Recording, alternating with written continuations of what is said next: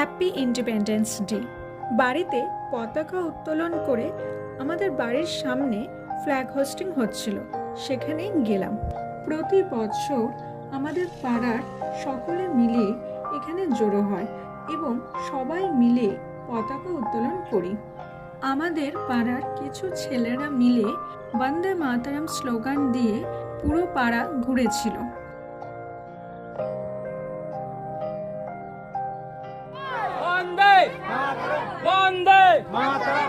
সারা পাড়া যেন গর্জে উঠল দেশাত্মবোধে। ছোটদের গান, কবিতা, নাচ ও আজকের দিনের মাহাত্ম্য নিয়েই ছিল আমাদের এই ছোট্ট অনুষ্ঠান। এরপর বীর ফ্রিডম ফাইটার্সদের ছবিতে মাল্য প্রদান করা হলো এবং ধীরে ধীরে ফ্ল্যাগ হোস্টিংয়ের দিকে এগোলাম আমরা। তিরঙ্গায় সাধারণত 3টে রং থাকে, কিন্তু আমি বিশ্বাস করি তিরঙ্গায় 5টা রং থাকে।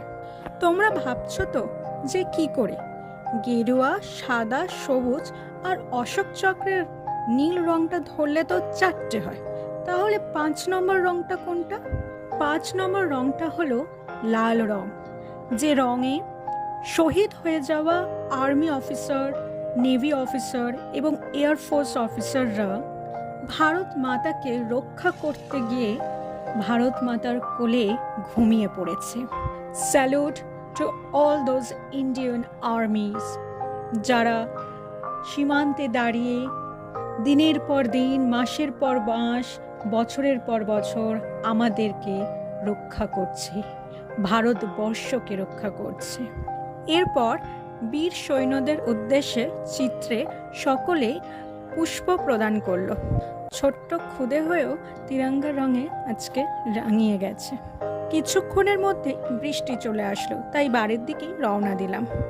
আচ্ছা, আমরা কি আজও স্বাধীন? অনেকেই বলবে হ্যাঁ, আমরা স্বাধীন, রাজনৈতিক স্বাধীনতা আছে, ব্রিটিশারদের হাত থেকে মুক্তি পেয়েছি, তাহলে সেটাই তো অর্থ স্বাধীনতার। কিন্তু আমার কাছে সেটা নয়। কিন্তু দারিদ্র্য, বৈষম্য, বেকারত্ব বা সামাজিক অসাম্যের মতো সমস্যা এখনও অনেক মানুষের প্রকৃত স্বাধীনতা বা সুযোগের পথে বাধা। বিকেলের দিকে একটু বেরিয়েছিলাম, পুরো রাস্তা জুড়ে দেখি এই স্বাধীনতা দিবসের মিছিল বেরিয়েছে। আপনারা যদি আমার চ্যানেলে নতুন হয়ে থাকেন তাহলে প্লিজ সাবস্ক্রাইব করে দেবেন আর পাশে থাকা বেল আইকনটা অবশ্যই ক্লিক করে দেবেন। আজকের এই বিশেষ মুহূর্তটা আমাদের সঙ্গে দেখার জন্য ধন্যবাদ।